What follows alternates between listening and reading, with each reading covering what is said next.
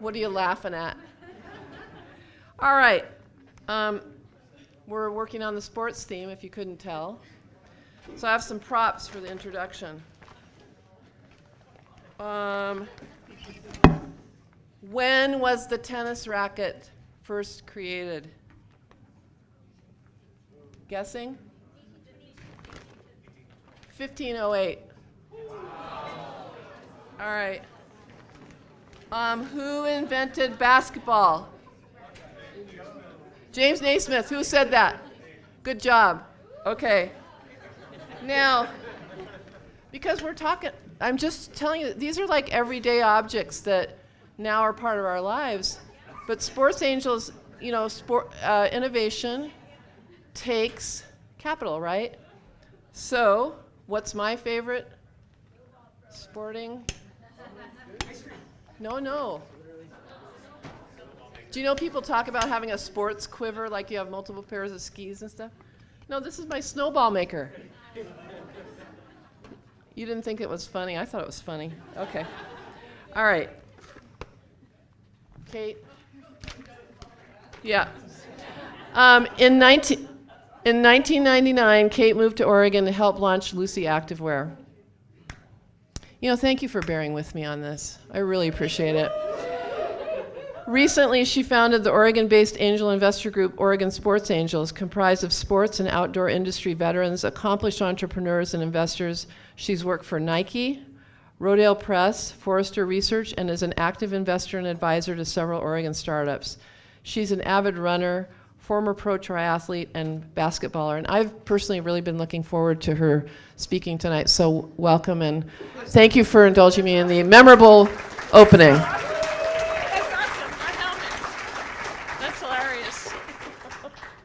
I think we're going to need a Julie selfie afterwards with the helmet. Wow, I'm not sure how to follow that. Except maybe to ask John McDougall if he's still here with his baseball bat. John, he brought his bat. It's a spectacular bat. Okay. Thank you guys so much for having me. Thanks, Brian, for sending me an email a couple weeks ago saying, hey, you're on for the PubTalk. I'm like, okay. This is great. It's my first time here at this PubTalk in Bend. But just a couple of other things that Julie didn't mention is that we met. I left Nike last spring. I'll give you some of the story of that in a second. But we met out here because I just jumped right in, came to the Bend Outdoor Works and the Bend Venture Conference. It was my first thing to do to understand what was going on in the state of sports startups and investment, sort of angel stage in Oregon. And I couldn't think of a better place and a better person to help. So my second thank you, besides the group, is to thank Julie for her hospitality and her coaching so far. So on behalf of the whole group, props.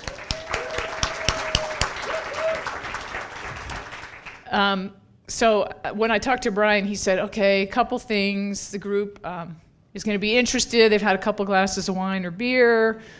Pretty interactive, and unlike the inspiring founders who came before me today, who are very, very good, I'm very impressed with that, the pitches and the updates. I want to ask a couple of questions, so I want us to try and be as interactive as possible. So first question, show of hands if you're actually a founder working on a startup right now.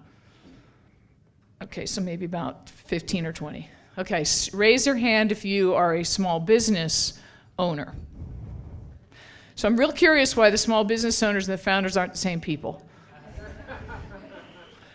Okay, and that was most of the hands. So everyone who's a founder and a small business owner, raise your hand now. Hi, so everyone can see because it's a community of owners, and I really like that idea. I'll tell you my story, which is what Julie didn't say is I'm from Pennsylvania originally. Anybody Pennsylvania? Homies. Okay, Pennsylvania. We're here. We're never going back.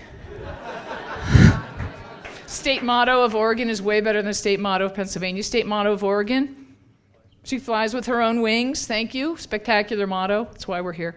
Anyway, I digress. I grew up in Pennsylvania, and my parents, my father especially, they're both still alive. He was a stockbroker until he retired, but he got a wild hair and bought 28 acres of woods in eastern Pennsylvania.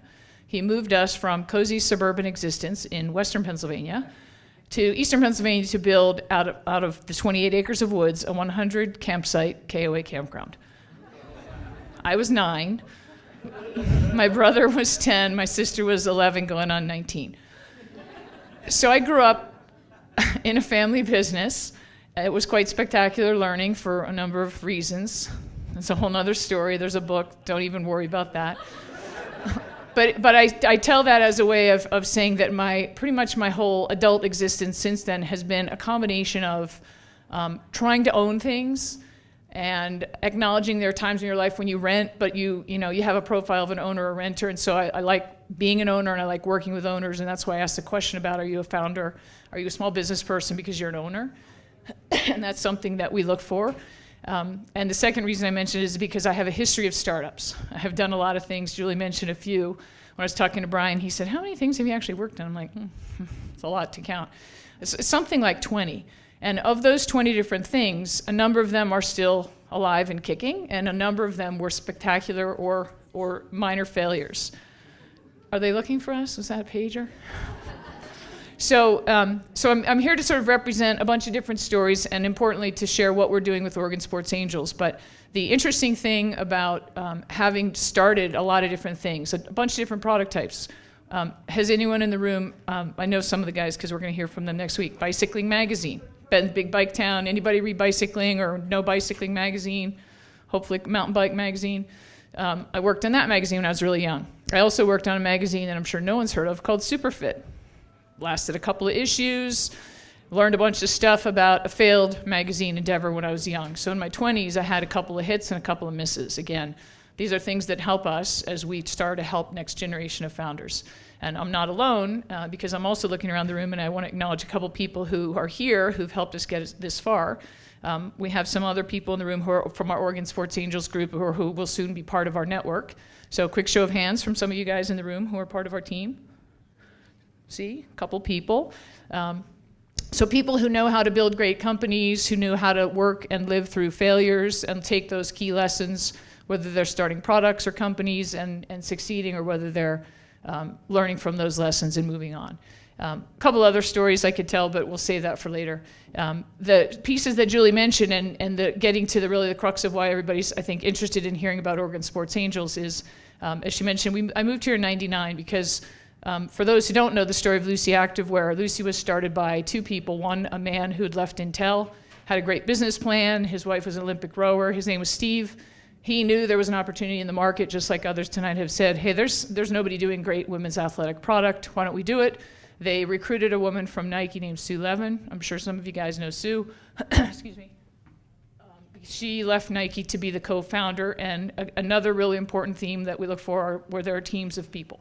So Sue and Steve started a company. I'm sure you'll get a kick out of this. It's a company, I was working in a company in Boston doing e-commerce research, and I got an email from Sue. I hadn't seen her in a few years. She said, hey, we're working on this e-commerce company out in Portland. It's called e-motioninc.com. Anyone hear that? I said, that's a really hideous name. But I flipped the next page and looked at the business plan. I said, but this is a real opportunity. And they said, yeah, we're working on some names. What ideas do you guys have? And so fast forward to a bunch of people. We ended up naming the company Lucy after some people's dogs, my own included. But so we started, Sue and Steve started. They added some people, just like the stories we've heard tonight. We're kind of adding some great people who fill out the gaps in your founders' profiles and your skill set. We raised a bunch of money. And that's really important as I've started this new chapter of Oregon Sports Angels. Sue and Steve had raised a couple $1 million, mostly from outside the state, but from relatively wealthy friends and family, mostly Silicon Valley. When I joined, part of my job was to go out and raise a bunch more money. So 99, 2000, for those who were around at that time, was pretty easy to raise money early in that year, and then it was impossible right after. So we raised $28 million from two firms, neither of which was in the state. So we raised from very good consumer product venture capital firms, Mavron and Oak. Great experience, great partners. They joined the board. It was a very good fit. And then, as you know, 2000, 2001, economy tanked. Lucy thankfully stayed in business, always had a plan to have stores. and Sue and Steve did a great job navigating through very difficult environment. But one of the really interesting lessons was we raised a lot more money than we needed. So we learned a lot at that time about how to take the right kind of money and at the right times to finance a company through thick and thin. And I think we heard a little bit of that tonight. So Lucy went on, as many of you know, to be very successful, opened a bunch of stores, had additional investors over time, and ultimately was bought by the VF Corp. And recently was sort of folded into the North Face. So you can still find, for those who are looking for Lucy products, you can still find Lucy silhouettes in the North Face active line, but the brand now is gone. So a little punctuation mark is there was a really fun, Lucy lived to be 17, we had a sort of a wake for Lucy in Portland last fall, and it was a great chance to have a reunion of a bunch of people who'd worked on the brand over time. So again, a great story, a great success, 17 years as a brand, lives on in a particular new kind of way. So all these things are kind of going on in my world. I took a job at Nike in 2004, had a good 6-year run in a running category and doing some other stuff, general management and otherwise, and then switched to a digital job, which is one of my real passions. And somewhere about 6 years ago, around the same time I started that job, a person who many in the room know named Devlin. Has anyone run into Devlin? She's the co-founder of the U of O sports product management program that you heard about tonight.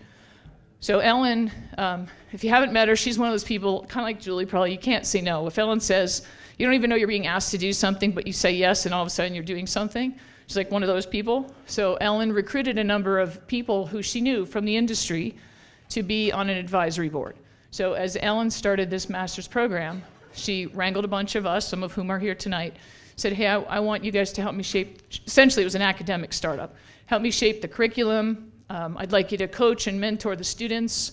The students at the 18 months are going to build a product, a sports product. It might be shoe, it might be clothing, it might be equipment. We need people to help them. and I'm more of a business person, not a product builder per se. So I said, what do you want me for? And she said, well, somebody might want to start a company at the end of this, so you go figure that out. I was like, okay. What does that mean? That was like a couple years ago. It wasn't very clear what that meant. But I knew that I'd sort of said, yeah, we'll help. So over the course of the first class in their 18, is this okay? I'm checking the crowd. Is everybody okay? Okay. So over the course of their 18 months, they started building products. And lo and behold, one of the teams has made this really awesome modular backpack. It's a frame with swappable packs. It's a cool idea. There are only one or two things sort of similar, but they've done a very nice job. They've engineered a really cool frame. And they've been told that we're going to help them. So literally, they graduate last March, and 15 months ago. And they had been told we're going to help, and now they're graduated. 3 of them have started this company, which at the time was called Odd Lot Labs, has now since become Oregon Designed and Developed. They've got the pack. They're ready to go launch the company. They have no money. They have no advisors. They're looking at us saying, you said you'd help us. So literally, and Steve is one of the guys in the room here tonight, 5 or 6 of us from this industry advisory board who'd said, yeah, we'll help. We were like forced into action. So back to one of the comments tonight, you're never really ready to go, like you gotta go. So it was go time. And we rallied a little bit of funding for that team as they graduated. They got a very baby step towards angel capital. We got them out the door, they registered their brand, they got trademarks, they got intellectual property protection, they start the Kickstarter campaign. They sold, I think, $40,000 or $50,000 of the pack pretty quickly. So we're like, this is awesome, we're going. And then they went through a little bit of founder challenge. Somebody needed to work, somebody didn't. How do we keep the thing going?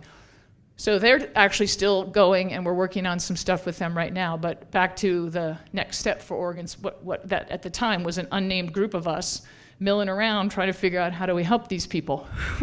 And that became clear to us from just that first example that there would be not just a small trickle of deals from that program, but it turns out most of the other universities in the area have entrepreneurial programs. OSU has an outdoor product program, PSU has one.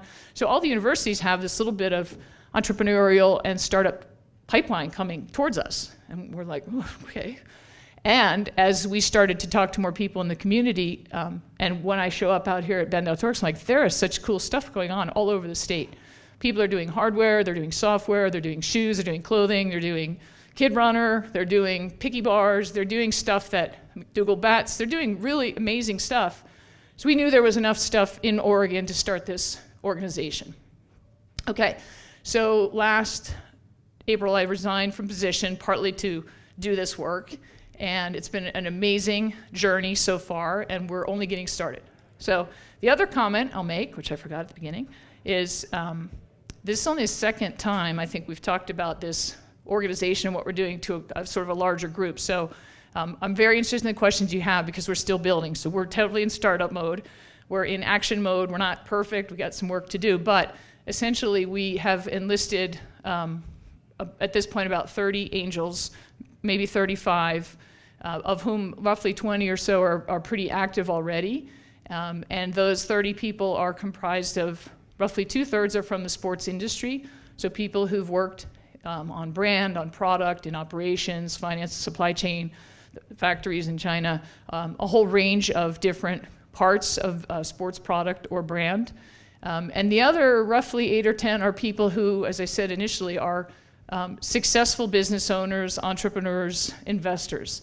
So one of our goals is, I think you guys know, especially the founders, are how do you assemble a team that can deliver a full set of capabilities, right? So we're trying to do that with Oregon Sports Angels. We're bringing sports industry people, many of whom are new, don't know what a convertible note is or a safe note or how to think about valuation, with people who understand that language and have built great companies.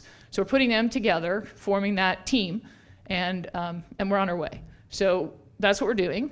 We have, if you think of, if anyone's doing a deal, a business where you're trying to connect supply and demand and build a platform to do that, that's us. We just didn't think of it at the time like that, but it's a lot of work. So supply of angels who are committing essentially to 4 things. So anyone who's in the room is interested. This is the sales pitch. We're looking for people who are committed to Oregon. And so all of our 30-some angels are committed to Oregon. It might mean they live here full or part-time, they're an alumni, or they have an affiliation with somebody or something in the state, because we want to develop most of the opportunity here. They're committed to active coaching. So we want to help our companies. We want to be active angels. We are committed to a certain level of investment, which is in sync with most of the angel investment funds in the area. And we are generally philanthropic or do-gooders. It doesn't mean this is a charity, but it means that we're in it to help the next generation sports founders build great companies. And then so that's the supply side. On the demand side, which is hopefully some of the folks in the room, we're looking for deal flow. We've seen a lot of different startups, from people with twinkles in their eyes to people raising a couple $1 million. And as a group, we've had 2 pitch meetings, and we're trying to figure out, like, what's our sweet spot? Someone asked earlier. So our sweet spot is kind of in that early, it's more than a twinkle in your eye, you're past prototype, you're probably in sample or go to market, you might be early revenue. You're probably 1 to 3 years old. You might be a little younger, a little older, but that's kind of what we're zoning in on as we learn about more of the companies that are coming our way. And we're just starting to get the word out. So welcome the opportunity from any of the angels interested in learning more and joining. Welcome the opportunity for any of the founders or people who know founders in the sports product and tech community. And I think I mentioned it, but software and apps. So I don't know if this knowledge guy is here, but he'd be an example of the kind of company that would be an app or service serving athletes or fans. So we're looking for both types of products and services. Oh, look, a chair. I get wound up. Okay. So a couple other points, just because I'm a little bit rambling.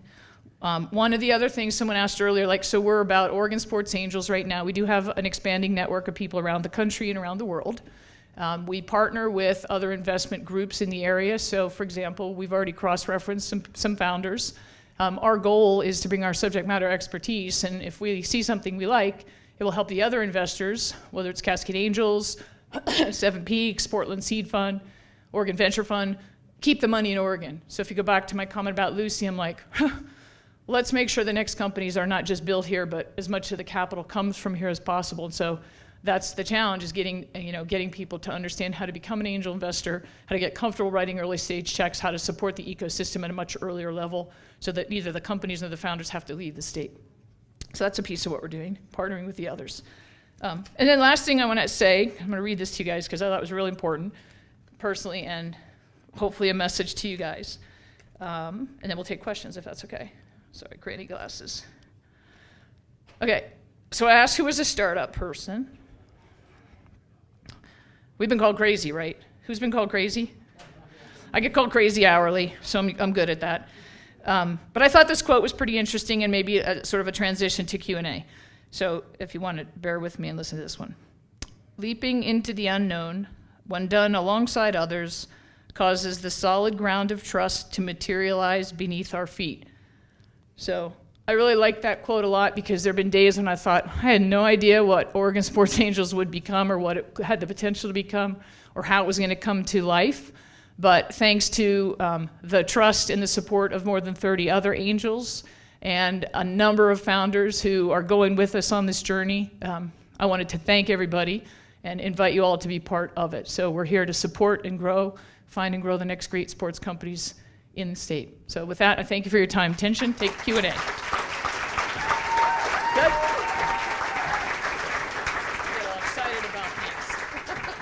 I get excited about You're good. That's good. Excited about it. Okay, so we'll have some Q&A. Eric. So do you have a fund? And if you don't, how do you invest? Do you have a fund? And if you don't, how do you invest? I knew there was something really important I forgot. Thank you. That's a great question. Yes, my frequently asked questions. There are two kinds of ways to be an angel investor. One is to write a check to a fund, such as Cascade Angels Fund, and they kind of act as a professional fund manager and invest across a portfolio of companies. So as an investor, your risk is a little diversified across a bunch of different kinds of companies. And also as an angel, and I would imagine you can be as active or passive as you want. You can literally just write a check and mail it in, or you can write a check and then support and mentor and be part of the active growth of the companies. In the other case of an angel network, we literally formed a nonprofit entity because we want individuals to commit their own dollars. The benefit for a startup is the founder gets 100% of the check, and theoretically the person who writes that check is investing not just their money but their strategic knowledge. So given the fact that we have 30 people who know a lot, we want to incent them to not just invest their time, money, but their time and expertise. So we picked that model. It's, as I said earlier, technical term, it's a crap load of work. Because the angels do the screening, the angels do the due diligence, the angels do the discussion and evaluation of the pitches, and then individual angels decide to go forward and write checks. And in some cases, there's additional administrative work. So if we can't meet a minimum of a company that we really like, we might have to form an LLC, and that's just a little bit more work. So, but to answer your question, we're a network of individuals, and our goal is to get new angels writing checks to companies in Oregon. Okay, clear? Other questions? Come on. Yeah, Kelly. Sorry to miss this at the beginning of your talk, but so can you talk a little about, is there a capital gap for comprised companies in this state? And right now, like before Oregon Sport Angels, where do they actually get the money to get started? So is there a gap in consumer products funding? And the second half was, Where do they get the money to get started right now? where do they get the money to get started right now if they're founding a company? Oh, maybe we can tag team on this answer. I'll give you a perspective on it. Another guy who I met through the University of Oregon named John Hull, he and Ellen are kind of like my step-parents. He gave me a report that came out about a year ago. I guess the state of Oregon does a somewhat frequent capital scan. So he gave me this report and I read it, and it answers the question you just asked, which is yes, there's a gap, especially in early stage money for consumer product companies in the state. So yeah, and you can get the report. We can send you a link or refer you to that. So there is definitely a gap. I don't know if you have a comment on how different funds are starting to see more consumer product deals and be maybe a little open-minded about that. Like Oregon Venture Fund is a good example, mostly technology deals. They're starting to do a little bit of consumer product deals, but they're generally investing at a slightly more developed stage of a company. Yes. How do you define sports? How do, Here in Bend, it might be recreational. Is it recreational? Is it professional sports? How do you find it? how do you define sports? Is it recreational? Is it professional? Does it include snowball throwers? That's a very good question. Because we're new, we can define it however we want to. So our aperture is pretty wide at this point, and so I would encourage you to define, to think about it as, is it something you can do for a recreational activity, and or as a fan or a supporter of a sports thing, so sports outdoor, indoor, by yourself, with the team, with the crowd. We have some of the software models are pretty interesting because they get into other areas of the sports business. So sports tech opens up a whole nother list of stuff for us. So things like fan engagement, B2B platforms from team management. This is the part where my head starts to split open because there is so much stuff out there. And like I said, we're really new and we're teaching people and we're getting people on board to help scan stuff. But I would say for now our definition is very broad, and the stuff that's coming over our little chintzy little website right now is all over the place. So we're learning as we go. Great. Preston? Now we're cooking. Yeah. Go ahead, Preston. I'll get Amanda next. You mentioned early stage. Are you doing early stage and plan to do follow-up rounds, or are you just doing early stage and finding strategic investors? So you're doing early stage. Are you planning on doing follow-on rounds, or are you thinking that to partner with other strategics? That's a good question. It's too early for us to say no to follow on, but we're not there yet. So I think in the first couple years, we're mostly going to be first check or maybe first and second check for some startups. And then ideally we'll refer them or partner or syndicate deals with some deeper pocketed investors, either super angels or angel funds or some of the VC funds. And part of the value we bring is we've kind of validated as a sports product or sports service. So it gives them a little more sophisticated due diligence as a subject matter expertise, if you will. But for now, that's not a plan. I have been asked a related question, which is why didn't we do a fund? Never say never. I've learned from experience, as you heard, you don't always really have the answer. So it is conceivable that there's a sports product or sports fund in the state over time as well. Amanda, did you have a question? Yeah, I was wondering, I know you're trying to grow Oregon. Is somebody with a company outside that could fit your sweet spot? Would you be interested in hearing that? Okay. So the focus is growing Oregon, but if there's a company from outside Oregon that would be interested in a good opportunity, would you be interested? Matter of fact, yes. It's like you were with us our first two meetings. We had two companies, one in our first meeting, one in our second meeting from Seattle. We recognize that not every great idea, sadly, not every great idea is going to emanate from Oregon. However, one of our screening questions for companies from outside the state is, what's your Oregon commitment? So in those cases, both of those cases, they screened in because they already have an employee in the state. And given the reason we're doing it in Oregon is, a lot of people here from the sports industry. So it's a pretty straightforward ask if a company's based California, Washington, Boston, whatever. And so do you have a product development pod here? Could be in Bend, could be in Portland, could be in Eugene, could be in Joseph. I mean, whatever. It could be a brand connection, a branding agency, or a brand talent. Could be some key operations people. So we're asking people, are you Oregon centric? So our first question, and if not, what's your commitment to putting some kind of an outpost in the state? Great. Rain? So for your angel recruitment, what range of investment do you want from your angels? For your angel investment range, what investment do you want from your angels? Are you signing up? Kidding.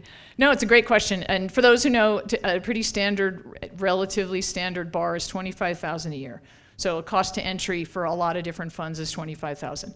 Our expectation is that an angel is signing up with that capacity to invest on an annual basis. The reality is it will depend on deal flow, particularly for the first year or two. So literally, as I've met and recruited a lot of these people, a lot of them are first timers. We are just getting deal flow. We are not completely up and running. So the first year is a group learning curve, but at the end of the year, we're going to kind of evaluate. I don't say I'll snap the chalk line, but we'll do an evaluation of who's invested, how much, and if somebody hasn't invested or invested at that amount, why not? And we're kind of in year one, the answer might be, I didn't see a deal I liked, which is entirely possible, or I had a conflict of interest, which is possible, or something in my personal situation changed. I thought I could invest and I couldn't. So those are all pretty common dynamics. So, but that's our expectation. So when we talk about 30 people, 25,000, we're like, we could potentially bring $500,000 to $1 million to the state, early stage companies in the next year. Based on what we've seen in terms of deal flow, I think we're a couple cycles away from getting more angels to write checks, but we're definitely on our way. Our first meeting, in fact, everyone knows because everyone who's here at the Bend Venture Conference saw that Handful presented. And those ladies, they totally rocked it. They're a little more developed than most of the other investments that we will see, but we brought them in because A, they're from the state, they're already on their way, they were closing up a round, and it was a really great fit for us, and it was a good way to get some first-time angels to write checks. So we actually have 7 or 8 angels writing their first check into a handful. So we're on our way. Question? Yeah, Gator. Julie, how do you see this fitting in with Cascade Angels? Well, I think that Kate spoke to that, which is basically they're looking at a specific domain and early stage and getting those companies, putting some fuel on the fire of those companies, and as they develop, they may come into our cycle, or we would work with them probably the same way that we work with all the other funds across the state, in that oftentimes the rounds are larger than a single fund can do as a lead, and so we all collaborate to fill those rounds out. Does that sound reasonable? Mm-hmm. Thank you for asking me a question. That's very nice. Did you want to say anything about that? No, other than my rant at the beginning, which is we want to try and keep more of the opportunity in the state.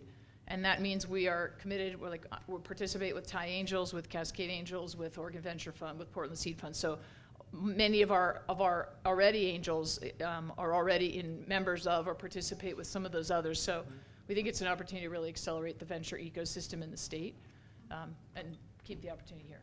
Okay, let's take one last question. Make it a doozy. Okay, I have one. Oh, he had one. Oh, do you have one? His might have been Where? doozy. Yeah, go ahead. Success in 3 years is what? Do you want the real answer? Global Sports Angel Network, writing millions of dollars of investment a year around the world to help sports companies. That seems like a fantastic place to end. So I have this special award for you. This is a thank you gift from PubTalk. Awesome. And if you bring it to McMenamins on PubTalk night, they will fill it up for you. Right on. Thank you. Right on. Thank you so much, you guys. Get a Thank you. selfie? Selfie. Okay, selfie. You want to wear your Turn helmet? around so we can get the group. selfie. Okay. Okay, thank you. Okay. Awesome. All right. You guys, thank you so much. We're sticking around. We'll take questions. I'm really happy to have the opportunity. And again, thank you so much to Central Oregon. It's been awesome.